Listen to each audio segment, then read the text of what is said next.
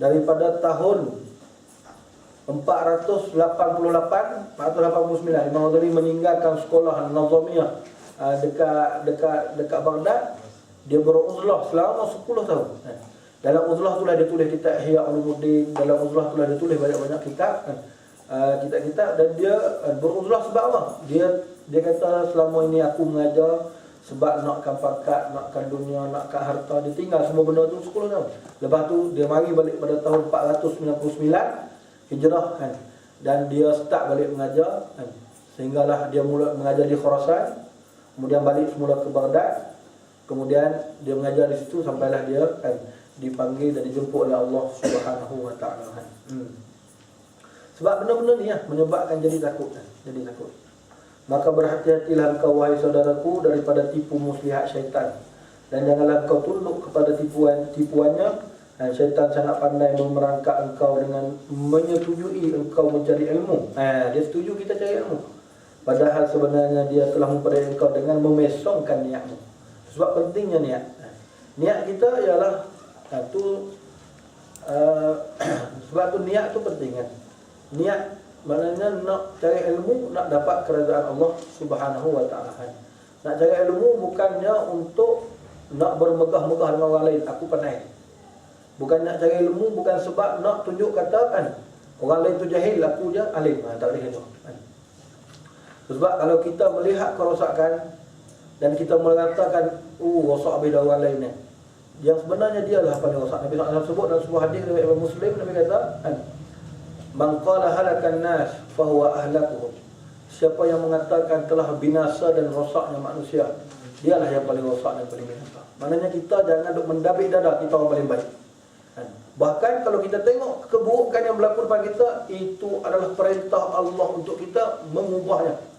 Perintah mengubah dengan lidah kalau kita ada ilmu, mengubah dengan perbuatan kalau kita ada kuasa, dan mengubah dengan hati kalau kita tak mampu dengan lidah. Mengubah dengan hati ni adalah menunjuk kata tak setuju, menunjuk kata tak setuju.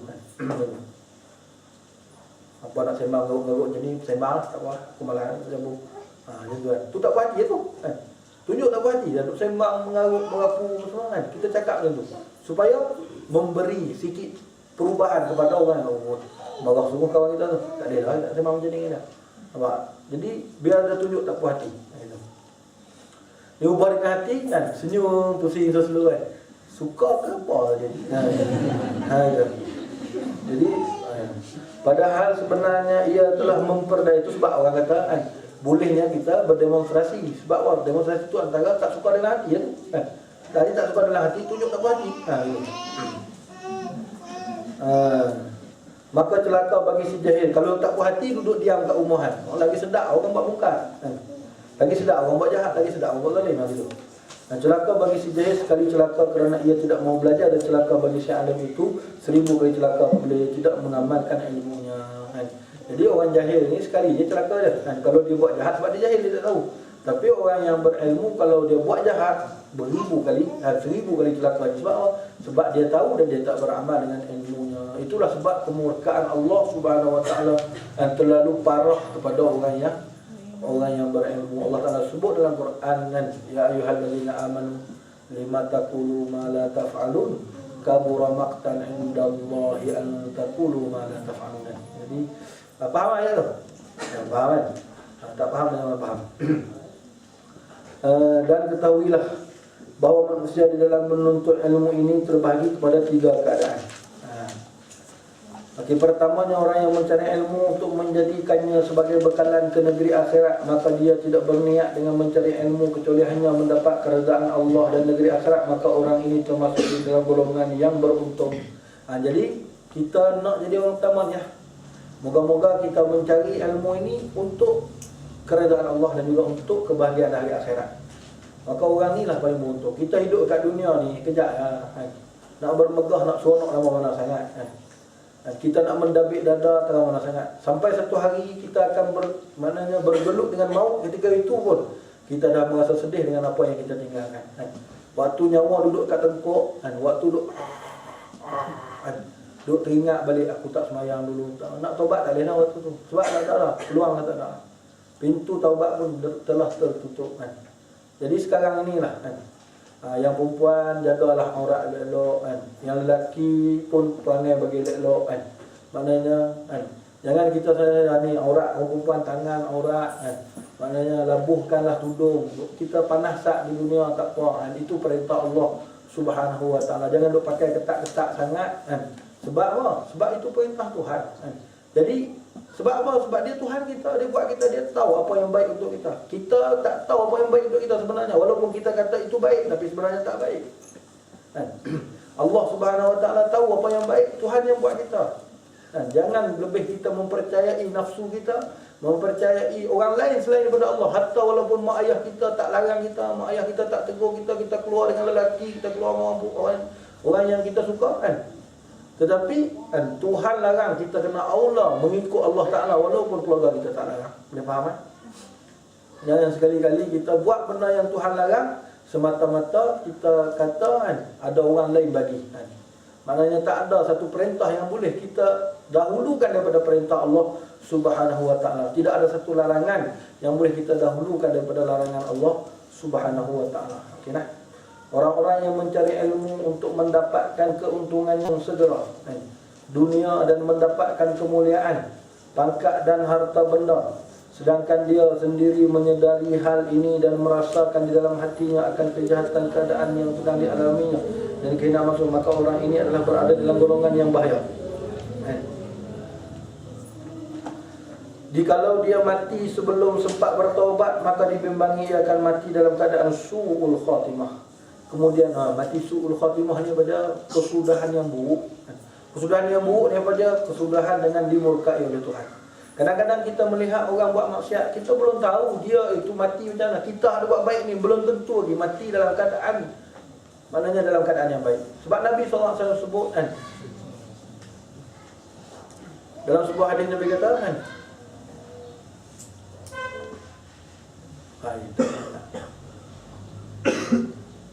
ya'malur, tapi potongan akhir pada hadis tu kan, ya'malur rajulu bi'amali ahli jannati hatta yakuna bainahu wa bainal jannati qadra shibrin, biqadri shibrin, fa ya'malu bi'amali ahli an-nar fa yadkhulun nar.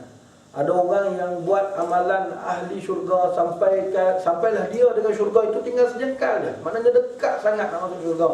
Kemudian berubah di akhir hayatnya, dia buat amalan ahli neraka, masuk neraka kan?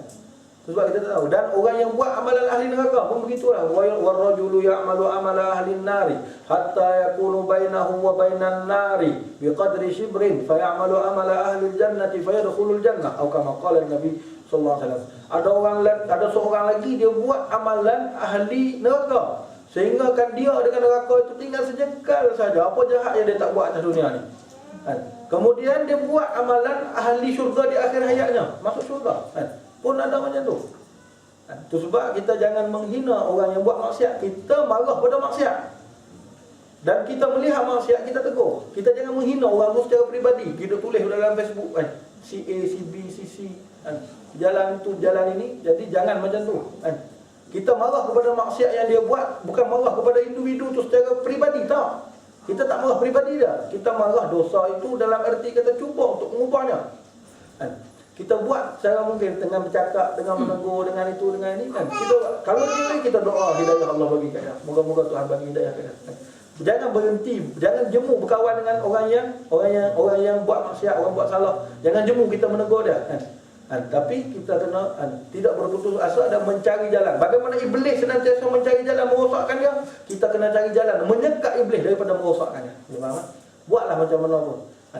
Ada seorang hamba Allah ustaz Malaysia kan, nama dia Ustaz Muhammad Faiz kan. Ustaz Faiz ni dia duduk dekat Kuala Lumpur, Port Senang. Dia mengaji dulu, dia duduk di Mesir ni, dia mengaji kat Azhar dekat Kairah. Tapi dia pergi sewa rumah dekat Almania, kat kampung, kat mana jauh kan, 8 jam, 10 jam daripada Kairah. 8 jam kan 6 jam, dia tak ingat Almania tu jauh lah. Segi Asyut baru ni pun daripada Kairah 6 jam. Kalau Almania tu katanya atas lagi pada tu, tak tahu. Tapi jauh lah.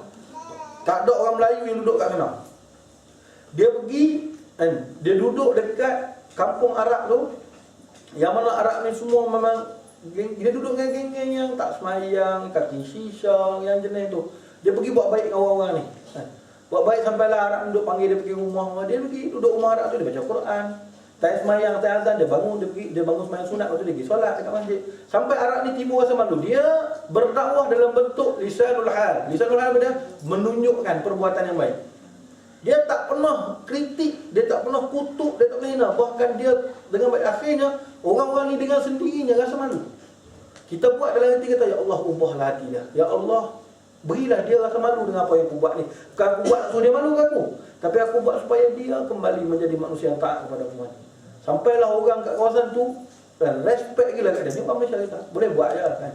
Kita orang yang mengaji, orang yang ada ilmu, orang yang beragama, kan, tunjukkan contoh bagi orang yang tak mengaji. Jadi yang baik, kita biar mengaji, jangan kita bercakap seperti mereka. Mereka cakap hina, kutuk-kutuk, kita pun nak masukkan dia orang, kita pun kutuk-kutuk, cakap hina-hina, maki-maki kan. Sebab apa? Sebab kita rasa kalau kita tak buat macam tu, kita tak boleh masuk. Padahal boleh je kita masuk dengan cara kita. Jangan kita masuk dengan cara mereka, kerana mereka tak akan berubah bila kita tiru cara mereka. Tetapi kalau kita buat cara kita, mereka akan berubah sikit demi sedikit. Betul. Dan saya faham lah, bukan kata baik sangat. Tapi kita duduk pergi rumah kawan-kawan duduk selalu saja tengok kawan-kawan baik ni. Pergi duduk, orang azan kita turun pergi solat. Kita datang balik rumah dia. Lagi orang azan kita turun pergi solat, datang balik rumah dia. Lama-lama dia rasa malu. Dia rasa malu sampai tu kita tengok belum azan dia duduk siap dah. Dan dia pula duduk siap baik. Sebelum azan dia turun dulu pada kita, malu kan. Malu sebab apa? Jadi kadang-kadang macam tu juga. Kalau hak jenis tak reti sangat, hak jenis tak faham perbuatan bahasa apa? Bahasa badan ni cakap sikit. Cakap sikit, tegur sikit. Sampai bila lah kau nak buat macam ni kan? Maknanya kalau mati tu datang kan, macam mana lah? Mati mari dalam keadaan kita tak solat, mati dalam keadaan kita dengan syed main game 24 jam sebenarnya kan. Jadi mati dalam keadaan macam ni, apa kita nak jawab di depan Allah Subhanahu wa taala? Okey kan? Tu dia suruh habis kata akhir. Buka kepada soalan. Okey. Habis dah kata akhir.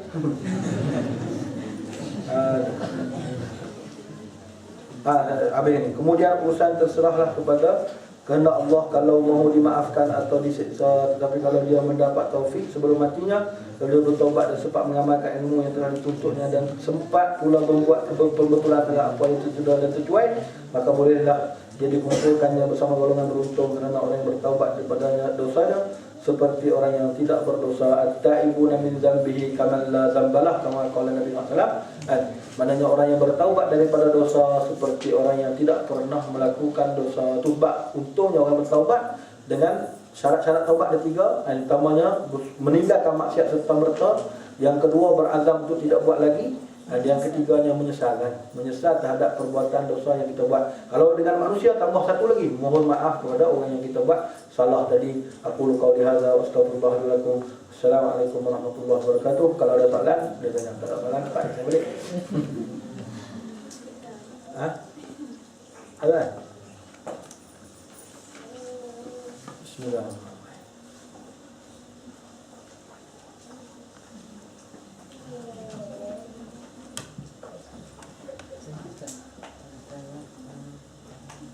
Ada cara khusyuk dalam solat.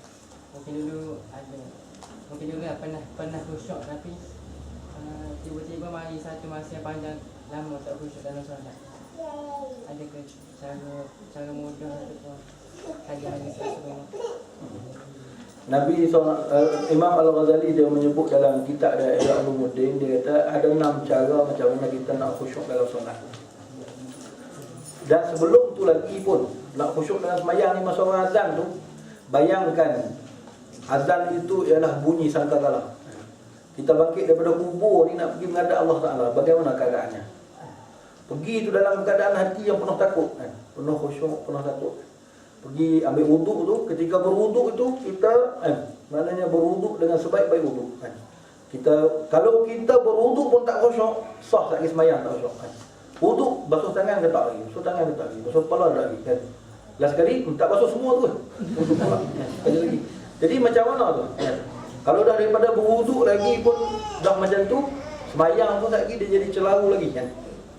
Jadi itu sebab Masa berwuduk tu basuh tangan elok-elokan. Allahumma inni a'udzubika min hamazati syayatin. Ya Allah, lindungilah aku daripada gangguan syaitan. Lepas tu ngomong, masukkan air dalam mulut, sebut, ya Allah, bagilah lidah ni senantiasa berzikir kepadamu. Masukkan air dalam hidung, ya Allah, berilah hidung ini mencium bau syurga. Macam itulah. Minta basuh muka, ya Allah, bagilah, dan juga jauhkanlah hidungku ini daripada mencium bau neraka.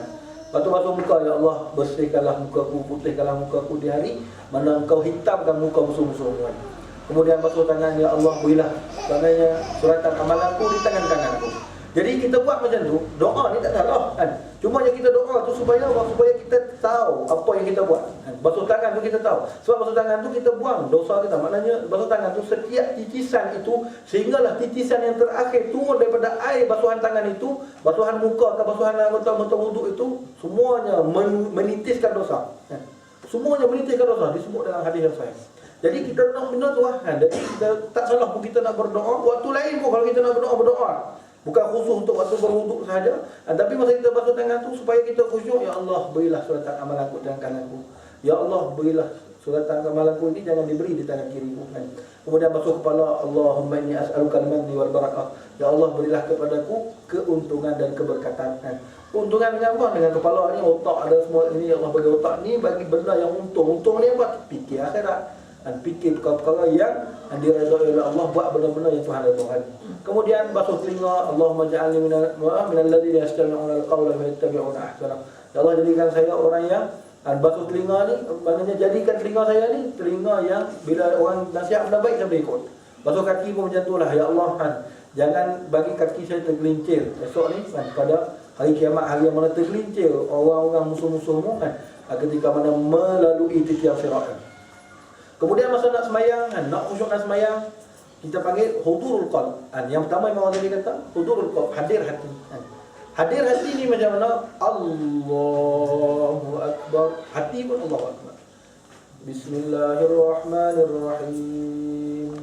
Alhamdulillahi Rabbil Alamin. Masa kita baca tu, hati kita pun turut mendengar apa yang kita baca.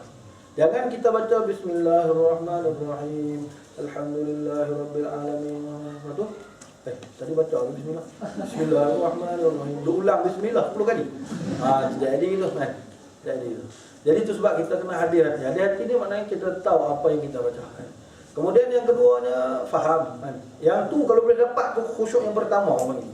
Khusyuk yang pertama ialah hadir hati. Hadir hati ni tahu apa yang kita baca dan tahu setiap gerak-geri yang kita buat. Boleh dapat yang tu dulu pun okeylah. Yang keduanya yang keduanya ialah faham. Faham apa yang kita baca. Yang keduanya bismillahirrahmanirrahim dalam disertakan makna dalam hati kita. Dengan nama Allah yang Maha Pemurah lagi Maha Pengasih, ya Allah. Ampunkanlah aku. Maknanya dengan sifat pengasih Engkau tu, ya Allah, ampunkan aku dosa aku banyak. Ar-Rahman, alhamdulillahirabbil alamin. Buang makna lah dengan makna seperti ini. Ar-Rahmanir-Rahim, Maliki yaumiddin, iyyaka na'budu wa iyyaka nasta'in. Kemudian yang ketiganya dahlah makna, lepas tu ta'zim, mengagungkan Allah. Mengagungkan tu dalam arti kata, kalau ta'zim ni macam mana? Contohnya kita buat kerja, kita jadi pekerja. Kita jadi pekerja di sebuah syarikat. Siapa pernah jadi pekerja tahulah. Siapa tak pernah jadi pekerja, try kerja lepas ni tahu. Jadi kita bekerja itu, kita hormat bos kita. Kita tuan, bila bos kita ada, kita akan buat kerja elok. Kalau bos kita ada, kalau kita kerja kedai makan, tukang cuci pinggan, kita cuci pinggan elok. Bos tak ada, duduk relax dulu menyandak kat dinding kan. Jadi itu orang tak kata ta'zim, tak ada ta'zim. Ta'zim ni maknanya membesarkan. Dia hanya hormat bos dia tu, bukannya membesarkan. Tetapi sebab maknanya waktu dia, boleh faham tak? Sebab bos dia tu baik gaji, tapi tak ada hormat dalam hati tak? Boleh faham?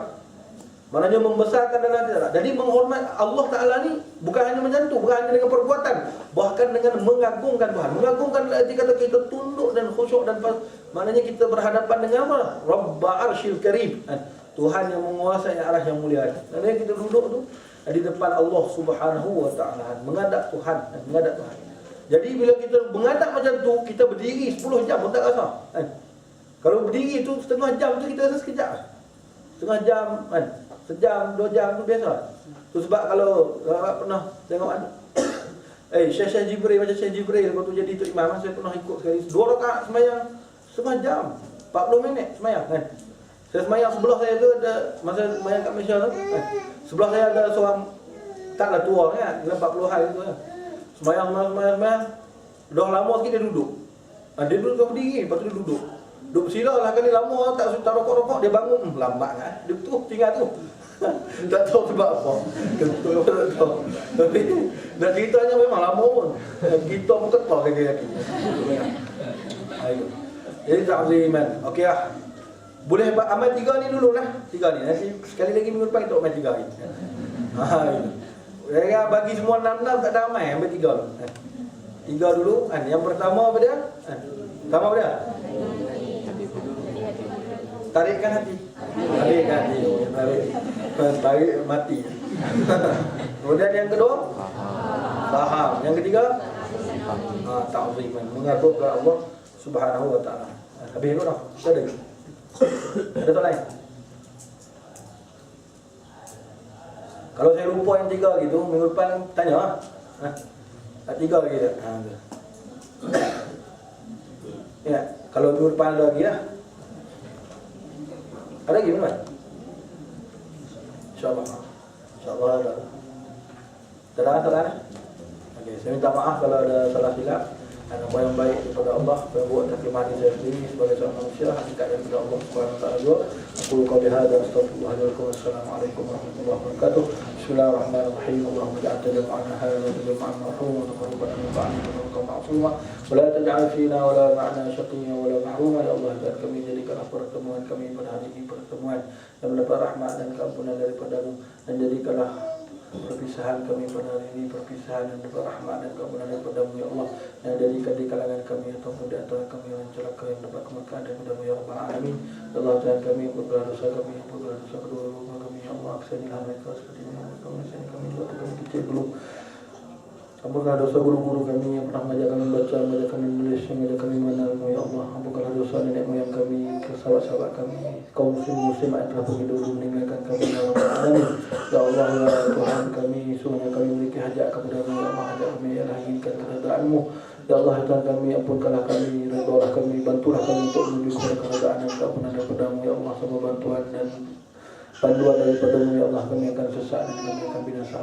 Ya Allah, ya Tuhan kami, sungguhnya sahabat-sahabat kami yang tidak hadir ke dalam majlis ini, mereka memiliki hajat kepada-Mu ya Allah. Tunaikanlah hajat mereka ya Allah, ampunkanlah dosa kami dan dosa mereka. Rabbana 'alaika tawakkalna wa ilaika anabna wa ilaikal masir. Ya Allah, ya Tuhan kami, sungguhnya sahabat-sahabat kami di seluruh dunia Islam, di Mesir, di Syria, di Burma, di seluruh dunia Islam yang ditindas, yang dizalimi, mereka memerlukan bantuan daripada-Mu ya Allah. Bantulah mereka. Jangan pisahkan hati kami dengan hati-hati mereka ya Allah. Jadikanlah hati kami seperti mana hati para sahabat Nabi-Mu ya Rabbal Alamin.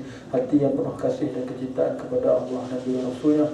Hati yang tidak pernah berpisah daripada hati orang Islam yang lain. Rabbana atina fid dunya hasanah wa fil akhirati hasanah wa qina adzabannar.